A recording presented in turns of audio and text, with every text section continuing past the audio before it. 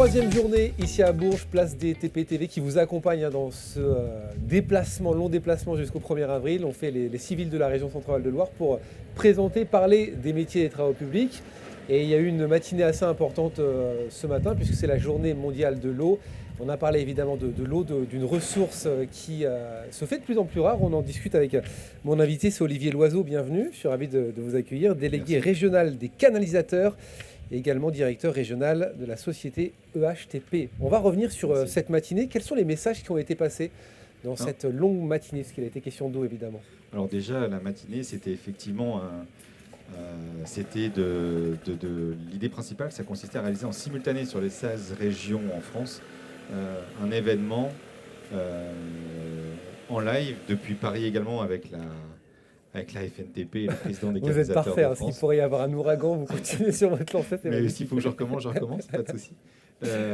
Donc c'était la première organisation en région Centre-Val de Loire, qui s'est déroulée à côté place des TP dans l'hôtel de ville de Bourges.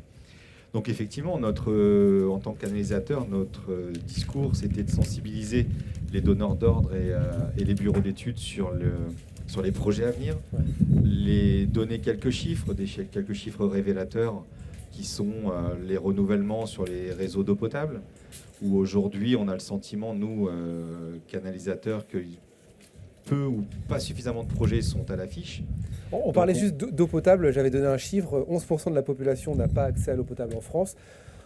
Et un autre chiffre, 20% de l'eau potable est perdue dans les réseaux chaque année, c'est l'équivalent du lac d'Annecy. Oui, alors en fait, oui, c'est à rapporter, c'est en fait sur 5 litres, vous avez 1 litre qui est pompé, traité et qui repart ensuite dans la terre, qui s'évapore ou qui repart dans les réseaux. Donc, c'est là-dessus qu'il faut agir en fait. Oui, effectivement, nous, nos messages de ce matin, c'était effectivement alerter. Et si on peut, nous, être acteurs sur la transition écologique par le biais de postes de collecteurs, par la technicité de pose, c'est nous, il faut nous donner les moyens d'agir. Et donc pour ça, il faut qu'il y ait des appels d'offres. Il faut que les collectivités, les syndicats, les EPCI, les métropoles anticipent et puis partent du principe de faire de l'entretien. Je pense qu'aujourd'hui, un entretien récurrent coûte moins cher que d'investir au bout de 10 ans, probablement un tronçon bien plus important. Ce serait tous les combien de temps l'entretien? Aujourd'hui, la durée de vie d'une canalisation, elle est estimée à peu près entre 50 et 70 ans. Donc je pense qu'il a été démontré, il a été dit ce matin avec les intervenants autour de la table ronde. Il y avait également donc, la Banque des Territoires qui expliquait qu'il existe des financements donc, appelés Aquaprêt, où aujourd'hui, effectivement, on doit aussi relayer ces aquaprêts auprès des collectivités que nous rencontrons à travers nos visites, à travers mes visites.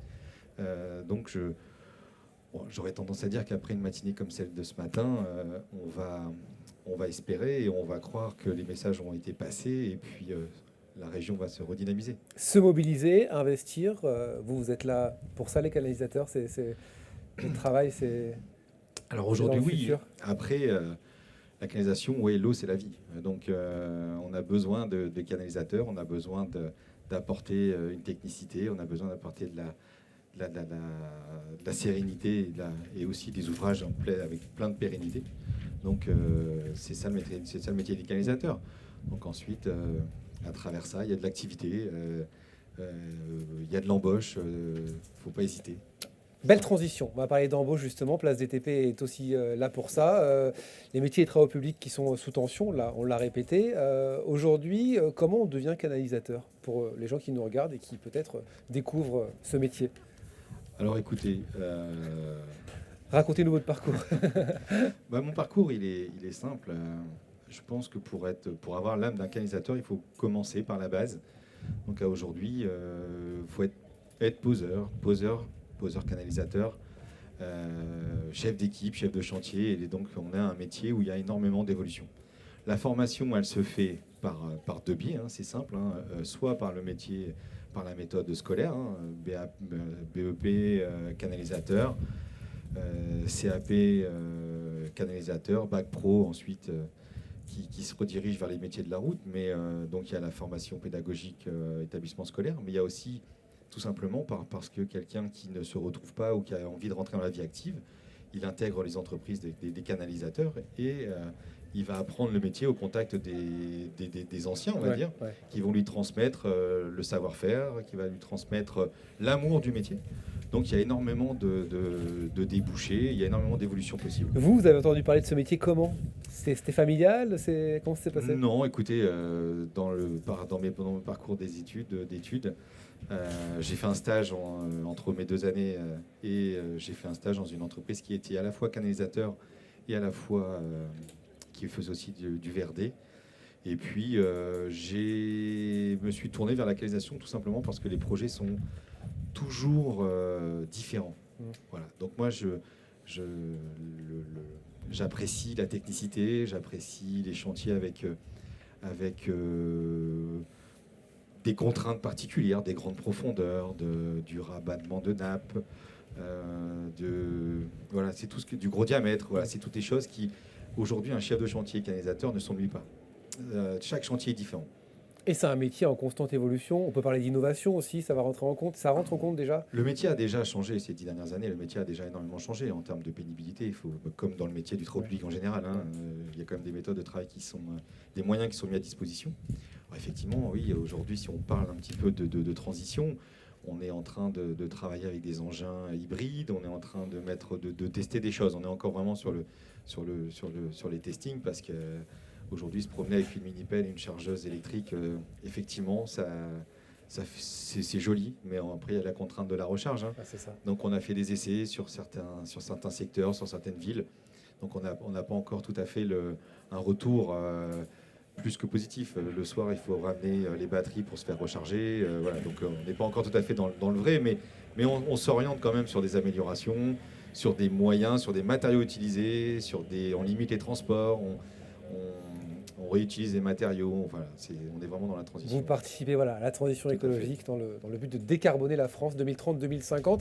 Dernier mot sur l'entreprise EHTP, vous recrutez aujourd'hui, comment faire pour vous contacter directement ? Écoutez, c'est simple, par le biais d'une adresse mail, par le biais des réseaux sociaux, n'hésitez surtout pas. L'adresse mail, je vous la communiquerai si vous voulez après, vous la mettrez. On fera le lien évidemment, vous tapez sur internet EHTP, vous tomberez directement sur le site. Tout à fait, donc il y a plein de postes à pourvoir. Bon. Du poseur, de l'ouvrier, au chef d'équipe, au chef de chantier à tout niveau. Merci sur toute la région, donc n'hésitez pas. Toute la région Centre-Val de Loire. Exactement. Merci de vous être arrêté, c'était un plaisir de discuter avec vous. On pourrait parler longtemps évidemment de l'eau, il y a plein de choses à dire, et des canalisateurs. Merci beaucoup. Merci. Olivier Loiseau. Je félicite tout le travail mis en place par la FRTP pour cette super mobilisation au niveau de la place des TP, parce que le travail qui est exécuté et réalisé est vraiment extraordinaire. Bravo à eux. Merci beaucoup, le message est passé. Merci beaucoup Olivier Loiseau. Et n'hésitez pas encore une fois, venez nous suivre sur les réseaux sociaux. On est présent jusqu'au 1er avril à Tours. Donc si vous découvrez cette vidéo avant Tours, avant Chartres, avant Châteauroux, venez découvrir toutes les dates. Vous avez sur notre site internet toutes les dates, le programme www.place-d-tp.org. On se retrouve très bientôt.